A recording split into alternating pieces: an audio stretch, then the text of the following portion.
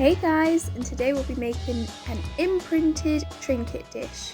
You will need a collection of leaves. Fern leaves are really good for this. Some clay, a clay board, a rolling pin, some blue paint, kitchen roll, some clay tools, and a muffin tray. The first thing that you need to do is to open up your clay. So give each child about a fistful of clay to work with for a trinket dish. I'm using fimo clay because it goes in the oven and it doesn't take long to go hard. But you can also use air dry clay or proper clay if you're lucky enough to have a kiln. But you just want to roll this out to about 5 or 6 millimeters thick. Then, using your cutting tools, cut your clay into a rough square shape as big as you can get it out of your piece of clay. It doesn't have to be exactly straight because your clay is going to move about anyway. If you want to, you can use a ruler to go along to keep the edges as straight as possible, but I just like the organicness of just going ahead and using the clay tool on its own. Choose at least one leaf that you want to use for your design on the trinket dish. You could use flowers if you wanted to. The whole idea is to keep it nature inspired. You could even use shells if you want to incorporate the sea, but I quite like the idea of using leaves and flowers so the children can go on their own treasure hunt before this lesson and choose their own resources that they want to use. Lay them onto the clay where you want to position them, and then use your rolling pin to just simply roll over your leaves or flowers to leave an imprint into the clay. After rolling the clay, it's probably gone out of shape again, so you might want to use a clay tool to neaten up the edges, cut off any extra corners, or push them in a bit just to make them a bit straighter. Or you can keep it as it is and keep it organic. Once you're happy with how the clay is looking, you can go ahead and peel off your leaf or your petals, whatever you've used, and it should leave an imprint in the clay.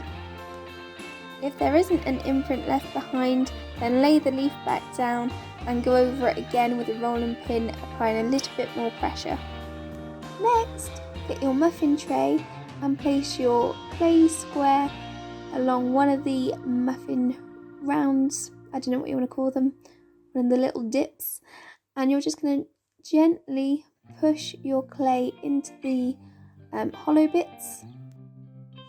I wrinkled up the edges a bit to help it lower into the muffin case.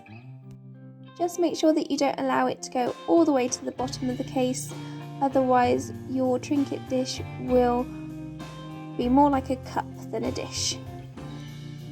Then place it in the oven if you're using fimo clay at 130 degrees for 1 hour. Otherwise, if you're using air dry clay, leave it to dry or put it in the kiln if you're able to use proper clay. Take it out the oven and leave it to cool down. Once it is fully cooled down, you can get your blue paint and some kitchen roll.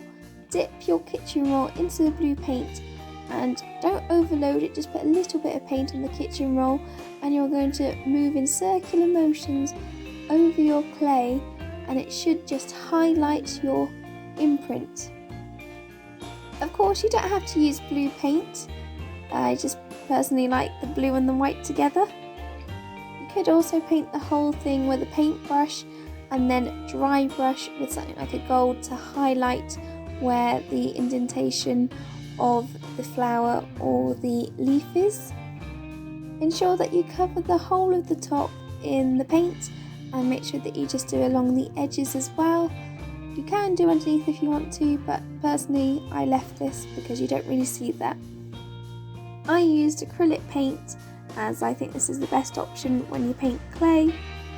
You could also use poster paint if you want to, but I would recommend acrylic paint.